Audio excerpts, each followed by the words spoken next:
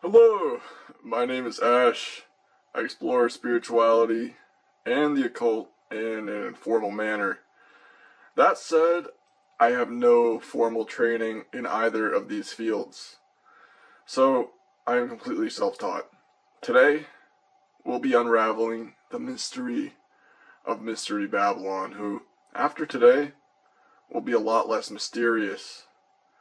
So, back in 2020, I had this major spiritual awakening, but it also led me into psychosis, and yeah, it was bad. So anyways, there's a lot more to this experience that I won't get into today, but because of this, during this experience, I was called to the book of Revelation in the Bible. And now at the same time, I really had some idea, but not really, an idea of what the book of Revelation was. And I was about to dive a lot deeper into it. So, yeah. It really all began with seeing the number 666. And I was actually at a pizza joint, and it was during COVID, so they had the number 6 repeated 3 times on the ground. And that's kind of what drew me back into this number. And it's a bit of a scary number, being honest. But if you study esotericism, you know that it's not the number of a man, it's the number of man. And that being said, here on planet Earth, we're carbon-based life forms. And what that means is, really, carbon is the atomic number 6, and it has 6 protons, 6 neutrons, and 6 electrons, right? And so that's really where this number comes from as far as my beliefs go, and that's the number in Revelation. That's the number of the beast. So let's get into Revelations 13, where it first describes the beast. Revelations 13:1. So the dragon stood on the shore of the sea, and I saw a beast coming out of the sea, and it had 10 horns and 7 heads, with 10 crowns on its horns, and on each head a blasphemous name. The beast I saw resembled a leopard, but had feet like those of a bear, and a mouth like that of a lion. The dragon gave the beast his power, and his throne, and great authority. One of the heads of the beast seemed to have had a fatal wound, but the fatal wound had been healed. The whole world was filled with wonder and followed the beast. People worshipped the dragon because he had given authority to the beast, and they also worshipped the beast and asked, "Who is like the beast? Who can wage war against it?" So, this beast, right? What does it represent? If it's representative of man, like number 666, right, with us being carbon-based life forms and all, what then do the 7 heads and the 10 horns with their 10 crowns all represent? What I believe it represents is really 2 things. It's twofold, but it's the marriage of Eastern and Western tradition.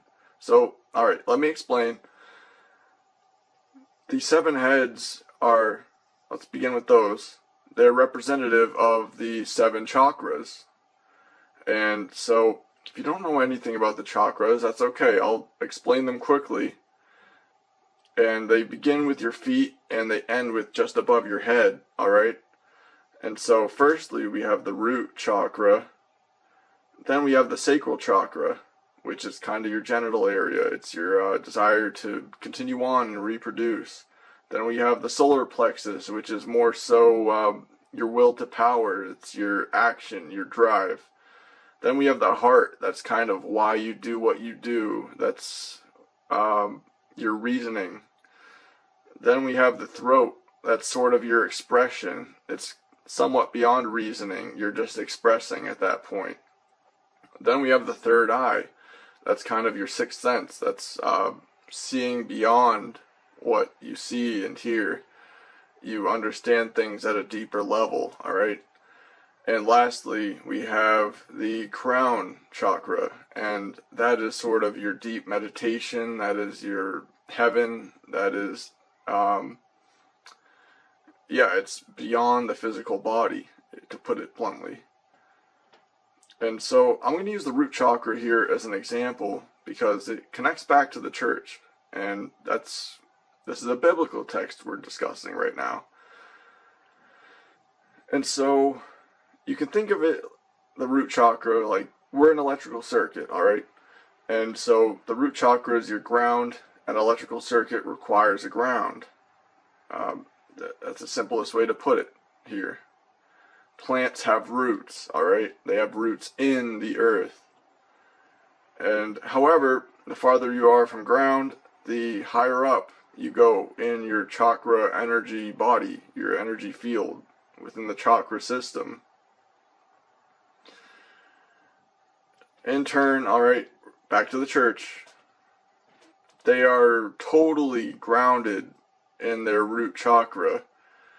It's very flesh and blood with the church, all right? And they just see things from that perspective, and that's what it is. There's really no changing that. They believe the heaven is something after you die, when really it's achievable here. You can access your crown chakra, whatever way you do that. You can have those feelings here in your present everyday moment when you find the time for it. However, they go on with the beast, all right? So we're going to get more into the beast. So moving on from its heads. On its heads, it has 10 horns, and each horn has a crown. And it really doesn't explain much more. So the placement of them is irrelevant because it only has 7 heads, alright? And so this aspect of this first beast in Revelations, what I believe is, so if the chakras are the eastern aspect, then there's a western aspect, right? And so this western aspect comes from Judaism. So this biblical text is digging down back on its Judaic roots, all right? And so what I'm referring to here, if you haven't already figured out 10, the number 10, right? There's 2 number 10s, and the 2 number 10s is important. We'll get to that in a moment. It's Kabbalah, all right? And if you don't know what Kabbalah is, it's that thing behind me. I couldn't point to it. I'm looking at a reflection right now. Anyways, it's that thing. It's called the Tree of Life. And what most people don't know is associated with the Tree of Life, there's the Tree of Death. And I'll focus on that in a moment here. But the Tree of Life contains 10 spheres, and sometimes we refer to an 11th known as Da'ath, and it's also called the Abyss. It's sort of a sphere in between the spheres, and we call these spheres the Sephiroth, or Sephiroth, and each one has a name in Hebrew, but there's also sort of English translations, which sometimes vary with whoever you're looking at there. And so that's the Sephiroth. That's what's most widely known. But there's also an inverse tree, which is called the Tree of Death, or the Klipothic tree, right? So every tree has its branches, but every tree also has its roots. And I'm going to get into this. Which one is the crown and which one represents the horns? And if we refer back to the text refers to the horns first. Each horn has a crown. So what I believe here is going on is they're just blaspheming the Judaic tradition here.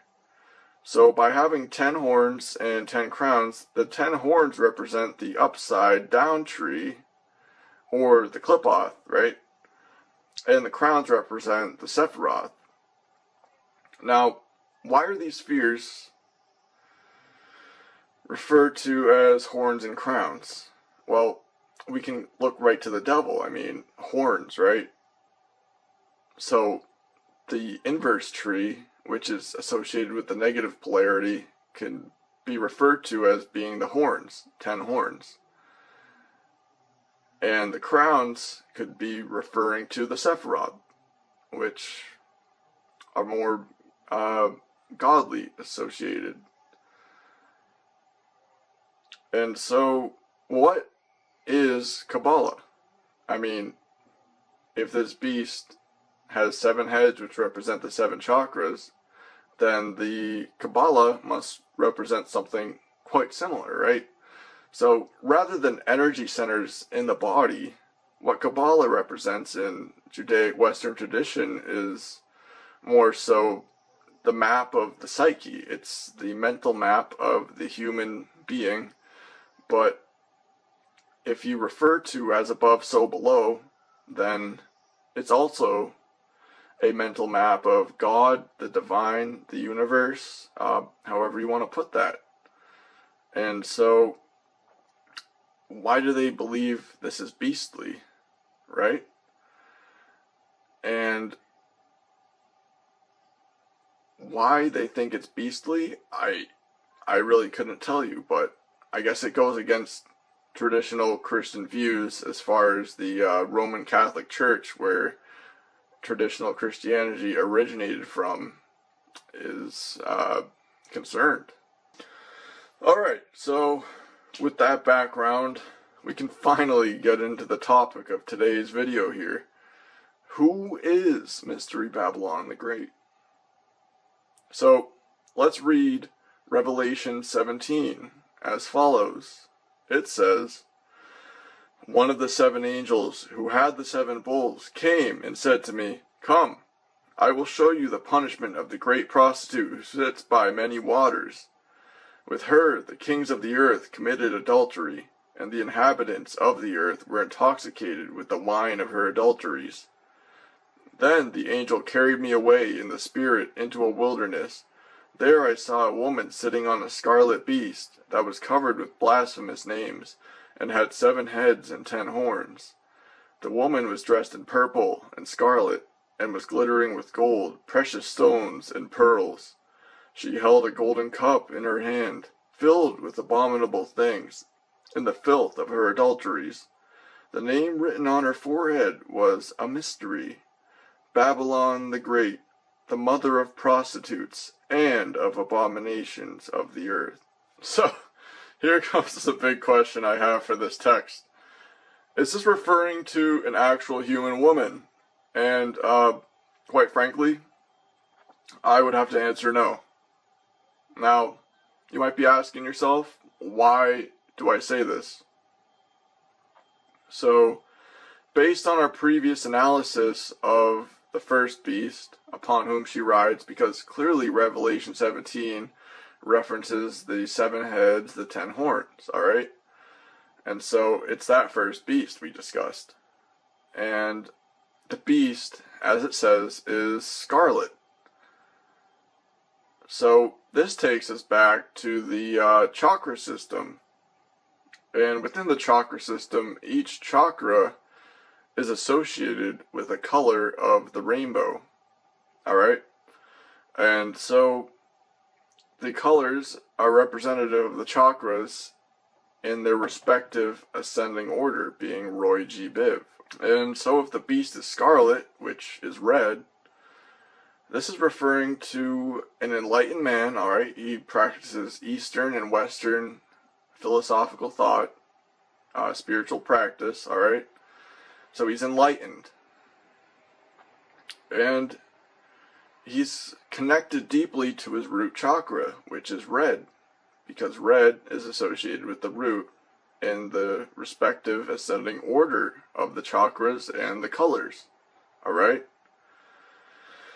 And so, how is this not referring to a woman? A human woman, alright? Well, it is, but not really, because we're still talking about the beast here, and she's just riding the beast, and the beast is Scarlet.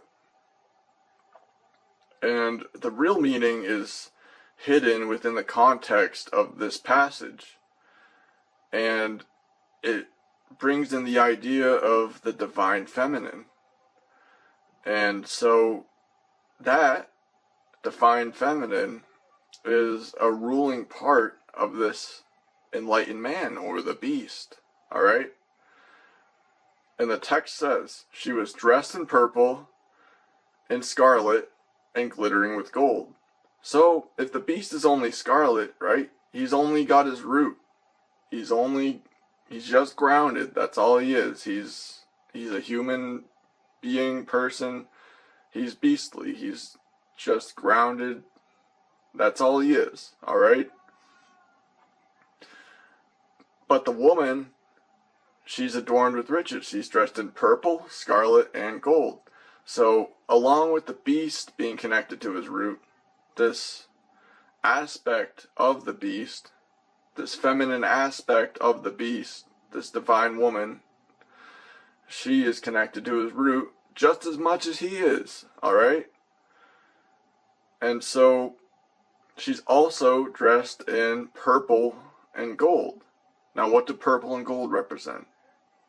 So, gold, that would be representative of the solar plexus chakra. And what that means is, this beast, its will to power, is divinely feminine. It's associated with Mystery Babylon, and it's very feminine in nature. So this beast, its will to power is feminine in nature. Then what does that represent, right? So what purple represents here is the crown chakra. Purple, violet, the last color within that visible spectrum. What purple represents is she's in control of this man's heaven, what's beyond his physicality. And so that's his divine feminine nature. So my analysis, now given that the beast and Mystery Babylon the Great are one entity, the beast being connected to the earth means clearly this being is of the male sex. But he also has feminine traits and characteristics. He's ruled by his divine feminine, because she is overpowering these energy centers within his human body. And so, really, what does this boil down to? If this text is describing an effeminate, enlightened man, is this person gay? I mean, it really doesn't matter, and probably not. No, I wouldn't say it does. I wouldn't say that's what the text is getting at here. Alright? Now, I would argue that the message here is referring to a father figure, because hear me out, it's calling her the mother of prostitutes and of the abominations of the earth. So, clearly, if they are one entity, as I'm saying, this being a male person, is fathering children. And what I'm getting at here is, this is a very enabling father. It's somebody who has let his feminine traits outweigh his masculine traits, and he is still a man, and he has fathered children, so he's likely a straight man. And I mean, there's really not much more to say about that, but I will say he is connected to his root chakra, so that means he's at least present for his children. He's not out in the world. He's not up in his crown. He's not in his head all the time. He's a present father figure. He's there for his children. He's connected to his root. So clearly he's present, but enabling at the same time. I mean, he's enabling his sons likely to become abominations. They're amounting to nothing. They are abominable. And his daughters to become prostitutes, which, I mean, unfortunately, I have no problem with that trade, but it's not the best trade that a woman can take on. I mean, there are plenty of great things that women can do that men cannot do. And unfortunately, being a prostitute really isn't amounting to much. I mean, you're selling your body, and you are more than your body. That's what I'm getting at with my message here today.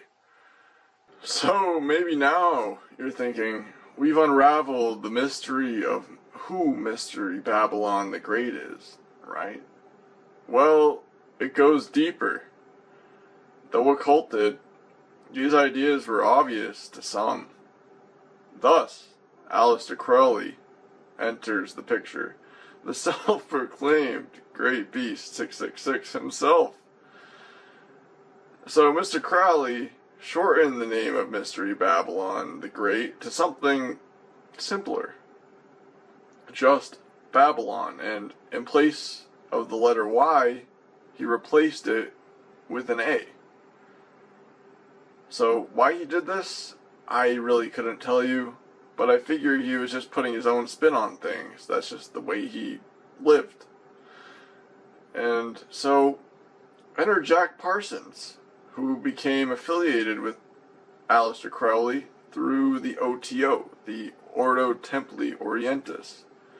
Now, Parsons, he was a rocket scientist before rockets were really a thing, so he was a smart guy. But he had affiliations with the occult. And Parsons was infatuated with Babylon and Crowley's idea of Babylon, which to him was a goddess archetype or an energy that could be channeled, this divine feminine, which sort of negatively polarized in his eyes. But he was a pretty negatively polarized dude, so to him it was just normal. It was just normal everyday black magic, alright? And so Parsons knew this, and he initiated a ritual known as the Babylon Working, in which he partook with his scribe L. Ron Hubbard, who, you may know, is the founder of Scientology. So I believe the Babylon Working happened before Hubbard founded Scientology. I mean, correct me in the comments if I'm wrong, but that's what I understand. So anyways, Parsons and Hubbard, his scribe, conducted their ritual, and during it, a woman by the name of Marjorie Cameron came to Parsons' door, and you guessed it, she had scarlet hair. So she was what they were looking for. She was what they were looking to manifest in this ritual, the Scarlet Woman herself. So these two guys believed they had truly invoked the spirit of Babylon through Marjorie Cameron. Now, what does this ritual represent? We're going to get deeper into it, but for now, how does it tie into Mystery Babylon?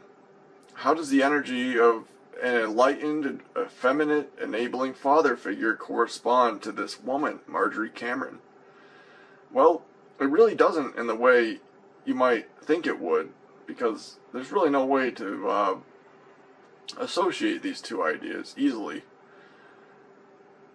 However, this energy, this spirit of Babylon is dualistic in the sense that in a man it produces prostitutes and abominable sons within the context of it inhabiting a father figure. But in a woman, it manifests as stark beauty and pure femininity. So, why the name Babylon then, right? Is this referring back to the Tower of Babel story? in Babylon? And I would argue the answer is yes. Now hear me out.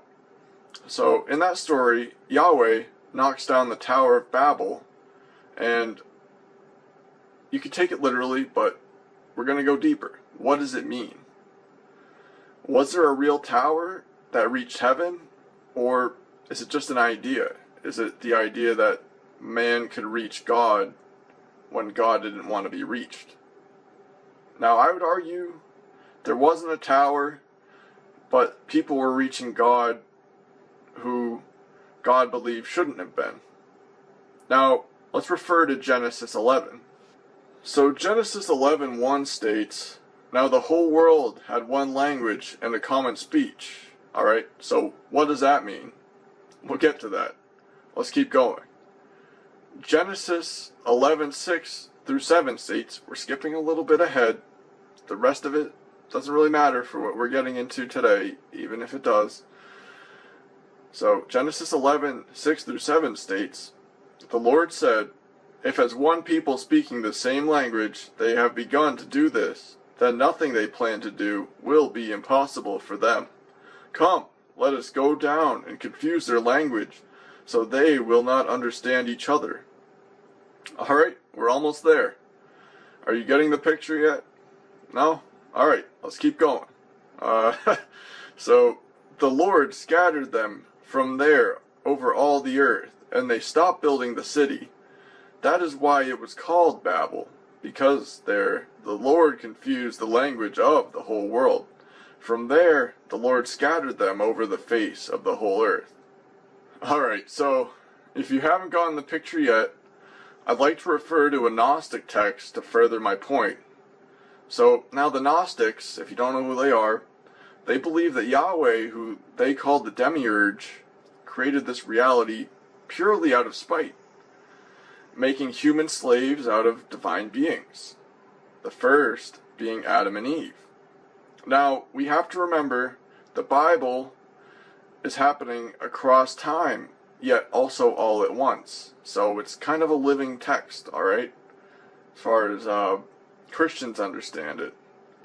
So enter this Gnostic text banned by the church known as the Apocalypse of Adam. And now Adam himself, he was a father. He was the first father. And so this text is Adam's disclosure to his youngest son, Seth, about what the truth of what God did to them and Eve. So Adam and Eve, what God did to him and Eve, this is what Adam is telling his son, Seth, his youngest son. So in the Apocalypse of Adam, that's what this text is called. You can find it on gnosis.org. Adam states, "Then God, the ruler of the aeons and the powers, divided us in wrath. Then we became two aeons, and the glory in our hearts left us, me and your mother Eve, along with the first knowledge that breathed within us." And so, did you catch that? Just like how God confused the languages, God also divided one being into two. So, it was at one point masculine and feminine united in one being, or aeon, as Adam refers to them as. And that's how they're referred to as in the Gnostic texts. So bear with me here. God divided them into two, Adam and Eve. Masculine and feminine, man and woman, he created them. So Babel wasn't a place where people were literally building up a tower to reach God. It was a place and a time representative of when man and woman communicated the same. I mean, if you're a man or a woman, it's difficult at times to communicate with the opposite sex. If you're married, it can be hard at times, right? And so, picture Babel as this place where man and woman were able to unite in this way, where they were able to reach God or something higher than themselves. This idea, right? And they communicated the same, and they understood the same, so they were able to literally achieve anything. And that's what Yahweh was afraid of. And that's why he confused the languages, so that man and woman could not reach that state of being, so that they would be confused, and it would be more of a struggle to find a mate and reproduce and do what you wanted to, because all your time would really be spent just trying to reproduce there. So first, God divided one being into two, man and woman, masculine and feminine, Adam and Eve. Then there was a time when man and woman could still communicate in the same manner. And God went further.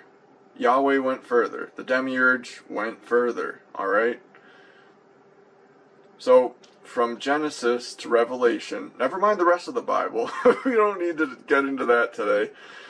It all really begins to come together. The end is the beginning, and the beginning is the end. And that is the great mystery. Mystery Babylon the Great. And it is mystery worth solving within yourself, uniting these masculine and feminine aspects. Alright? So we're going to continue on with biblical text here. So we're going to go to Exodus. Alright?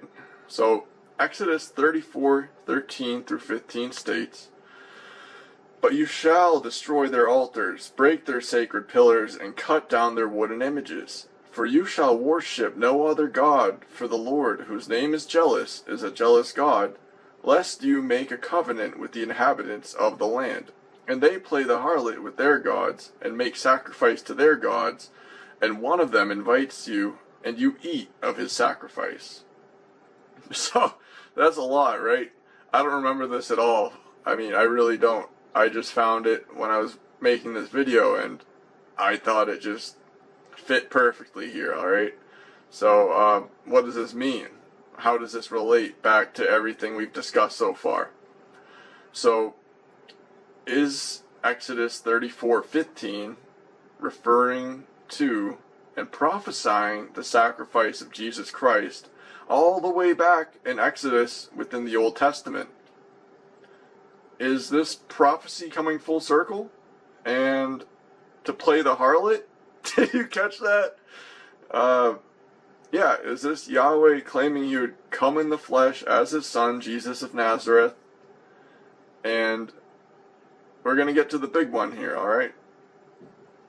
Well, it's that, and it's prophecy foretold, if I had to say. Then, understanding all of this, right? If we've talked so far about how the beast is played by the harlot, is Jesus the beast? I mean, it's a little bit crazy, alright? It's a little bit crazy, it's a little bit out there, but we're gonna put the nail in the coffin here. So, I mean, if Jesus and the Father are one, and the sacrifice of Jesus kind of enabled us. I mean, you can go be a prostitute and Jesus forgives you. You can be an abomination. You can do terrible things and you are forgiven, according to what we are told about Jesus' sacrifice here. So, if the Father and Son are one, is Jesus just, in his sacrifice, is he just an enabling father, creating prostitutes and abominations of the earth? Is the spirit of Mystery Babylon the Great within him? We're going to go back to Revelation 13, alright, where we earlier discussed the first beast. So, Revelation 13, 5 through 6 states, "And he was given a mouth, speaking great things and blasphemies, and he was given authority to continue for 42 months. Then he opened his mouth in blasphemy against God, to blaspheme his name, his tabernacle, and those who dwell in heaven." 7 through 8 state, "It was granted to him to make war with the saints, and to overcome them, and authority was given over every tribe, tongue, and nation. All who dwell on the earth will worship him, whose names have not been written in the book of life of the Lamb, slain from the foundation of the world. So, did you catch that there? I put a little emphasis on it when I said it, but let me explain here. So, if you know about the testimony of the apostles and the story of Jesus Christ, you would probably understand that his ministry was roughly 3-something years, right? Well, scholars accept his ministry lasted roughly 3.5 years. And they're pretty dead set on this date. I mean, there's scripture to reference it. John, in the Gospel of John, he references 3 distinct Passovers, which would signify a passing of 3 years. And we can go back to Revelation 13, where the beast reigns for 42 months. And so you might be thinking, how long does 42 months last? And the answer is exactly 3.5 years. The length scholars claimed Jesus served his ministry. And so, I mean, is that the nail in the coffin? Maybe. I mean, I'll leave this up to you to decide what you believe based on what I've said here today. But I believe what Revelation is describing is sort of Jesus' regret. It's sort of, he was the lamb and he was the beast. And we're all written in the book of life. I mean, we have free will. That's pretty obvious. But it describes him as the beast and the lamb, based on what we've discussed here today. Now, I haven't gotten into the lamb today. I mean, it's really not part of this video, but in Revelations, Jesus comes as the lamb, and then he comes as a king, and he sort of wins. So it's sort of a story about how the good in him triumphs over the evil within him, the part of him that was willing to be enabling and sacrifice himself, and that spirit of Babylon, the divine feminine within him. And so, in my perspective, the entire Bible is sort of this culmination of this spiteful, vengeful attack upon the divine feminine and divine masculine, and the Gnostics were right. That, folks, is Mystery Babylon, alright? We're finally coming upon the conclusion. Now, there's a few more things I'll discuss, but let's wrap up here. So, the Son is one with the Father. Jesus is the beast. He is the effeminate enabling father who, though he is technically there for his children, you can pray to him, you can do that. He and his sacrifice enabled his children to become the abominations of the earth and prostitutes as well. So he played the harlot, alright? Yeah, that's what Revelation states. He had that spirit of Mystery Babylon within him. Sort of the reasoning why the Tower of Babel was knocked down in the first place. It was because too much of one thing sort of enables bad things to happen. So it's sort of this ending to the Bible where Jesus sort of regrets his sacrifice, but he also overcomes it and realizes that it was for the best. I mean, and Satan reigns for a little season. I won't get into that today, but yeah, I mean, he kind of regrets the sacrifice in that text there. He was an effeminate, enlightened man whose divine feminine sort of ruled over him, and he enabled us, the children of God, to sort of do whatever we want. And that's kind of the story there, folks. So anyways, you might be asking yourself, what can we do about this? How does this come back to us? Like, it's a story about him. It's a story about God, Jesus Christ, Mystery Babylon. And so, well, maybe we have worshipped the beast for too long. Maybe we've been looking to Jesus for all the wrong reasons. And I think he's trying to tell us this in Revelations. Maybe it's time to rebuild the Tower of Babel and to unite those divine masculine and divine feminine aspects within us. And time to just awaken as a humanity overall. I'm going to get into something a little sensitive, so if you want to exit the video now, I understand, but continue on if you're interested. So, why is this so important to me? Alright, let's refer back to Exodus 34:13, where I believe it to be an attack on men spiritually, and women too in some respects, because what affects us affects them. And I think it's literally prophesying what's one of today's greatest issues in modern times, being transgenderism.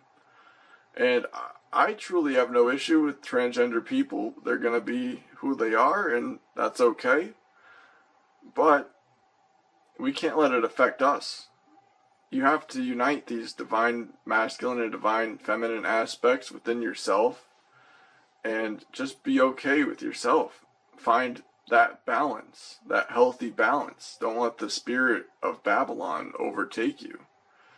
Exodus 34:13 is literally promoting bottom surgery for men.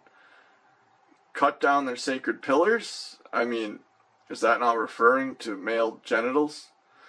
It continues by elaborating further, calling them wooden images. I mean, morning wood. Hello, it's kind of a sadistic joke there in the Bible. Now, maybe I've gone a step too far here.